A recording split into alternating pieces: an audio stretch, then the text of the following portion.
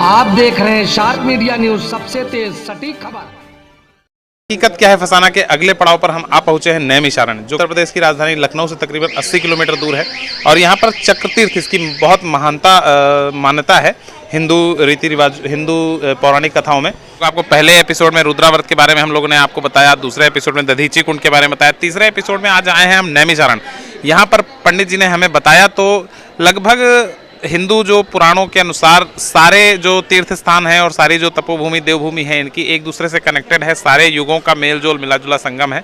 और जैसा कि पंडित जी ने हमें बताया, ब्रह्मा जी ने जो चक्र छोड़ा था वो चक्र यहाँ पर आके गिरा हुआ था और वो चक्र पाताल तोड़ चला गया। और ये जो चक्र आप हमारे पीछे देख पा रहे हैं, इस चक्र में पानी कोई भरता नहीं है, पानी कहीं से मतलब कोई मशीन नहीं फिट है इसमें, पानी अपने आप आता है और इस एक नाले से हो करके सीधा गोमती नदी में चला जाता है। उस नाले को गोदावरी नाला बोलते हैं। और जैसा कि आप पीछे देख रहे हैं, इस समय तकरीबन शाम हो चुकी है, लेकिन फिर भी लोग यहाँ पे श्रद्धा भाव से स्नान कर रहे हैं, नहा रहे हैं। लोग नहाते रहते हैं यहाँ पर।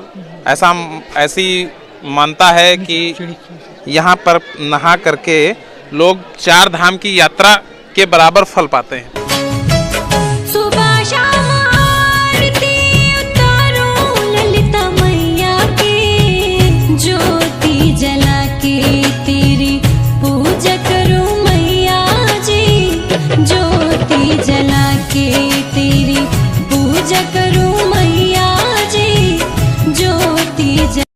जैसा कि आप पीछे देख पा रहे हैं, चक्र अपने आप भर रहा है और अपने आप, मैं आपको वो नाला भी दिखाऊंगा जिस नाले से होकर के यहाँ का पानी, गोदावरी नाला बोलते हैं उसको, वहाँ से होकर के गोमती नदी में जाता है।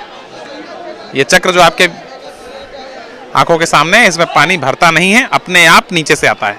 ये एक अचरज, मतलब अचंभित कर देने वाला तीर्थ है जहाँ पर पानी अपने आप आता है कुंड में।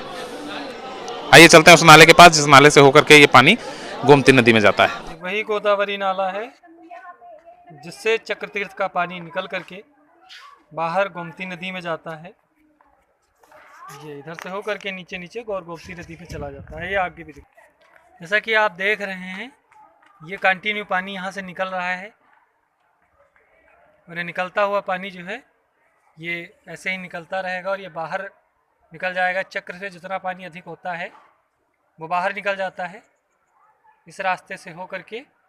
जैसा कि आपने देखा, इस चक्र कुंड में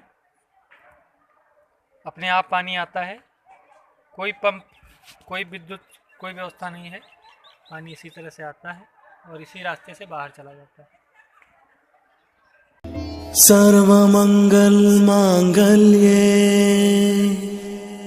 शिवे सर्वार्थ साधिके शरण्ये त्र्यंबके गौरी नारायणी नमोस्तुते।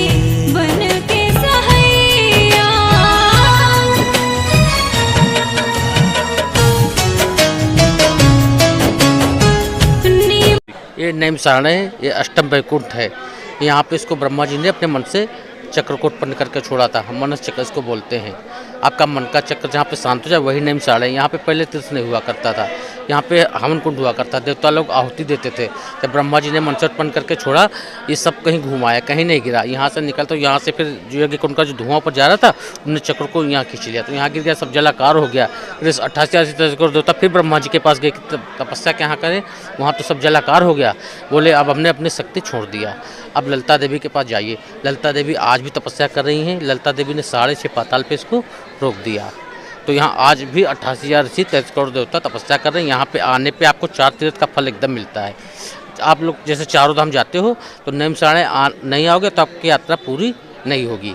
नैमिषारण्य आने पे यात्रा पूरी होती है और यहाँ पे आने के बाद 4 तीर्थ का फल एकदम मिल जाता है। आपका धर्म जो है 4 गुने हो जाता है। आपको जितना भगवान का नाम लोगे आपका 4 गुने हो जाएगा। मन वाणी शरीर से अगर पाप भी हो गया तो वो भी 4 गुने हो जाएगा। यहाँ पे मनु शत्रुपा ने तप किया 23,000 वर्ष। जब उनका चौथापन आ गया तब उनके मन में ये आया कि शरीर पूरा हो, इससे पहले भगवान की प्राप्ति हो जाए, तो नैमिषारण्य की भूमि पे आ गए।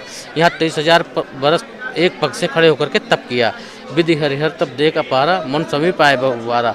उनका तप देख करके पहुँचे जा धीणमत तीरा हर्ष नहाय निर्मल नीरा। यहाँ गोमती मैया है तो यहाँ पे तेजा तप किया, उनका तप देख करके ब्रह्मा जी और शिव जी अनेक बार आए, बोले वर मांगो, नहीं मांगे। आखिरी में नील सरोवर नीलमणि नील नील घनश्याम स्वयं विष्णु भगवान प्रकट हुए, बोले राजन वर मांगो।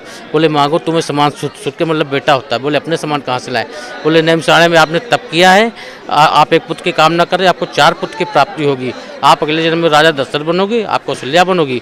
तो यहाँ जो वरदान प्राप्त हुआ था वो 4 राम लक्ष्मण भरत शत्रुघ्न अयोध्या बनी, वो जो दिवंगत हो गए हैं उनके नाम से यहाँ पिंडदान भी लोग करते हैं। तो जैसे हमने भोजन कर लिया तो हमारा पेट भर गया, ऐसे यहाँ पितरों के नाम से पिंड करने से उनकी पूर्ति हो जाती है, उनको मतलब मुक्ति मिल जाती है। यहाँ पितर जो गया जी में वहाँ कराते बद्रीदान है वो नहीं करते, बाकी यहाँ पे पितरों के नाम से पिंडदान करते हैं। भोजन करने के बाद जैसे हमें होता है हमारी क्षुधा शांत हो गई, पेट भर गया, ऐसे यहाँ पितरों के नाम से पिंडदान जो लोग करते हैं पितरों को उनको मोक्ष मिल जाता है। ऐसी भूमि है ये। यहाँ पे पितृदान होता है, पिंडदान जिसको बोलते हैं। मतलब हिंदू परिवारों में मर जाने के बाद जो पिंडदान किया जाता है, जो पितृपक्ष होते हैं उसमें जो यहाँ पर आकर के अपने जो पितृ हैं उनको भोजन कराया जाता है, उससे उनकी आत्मा को शांति मिल जाती है और वो तर जाते हैं। क्या है हकीकत, क्या है फसाना का, आज का सफर हमारा यहीं पर खत्म होता है। नैमिषारण्य से हम लोग ने लौटने का फैसला कर लिया है। अपने साथी धीरेन्द्र सिंह के साथ मैं विवेक सिंह, नैमिषारण्य उत्तर प्रदेश।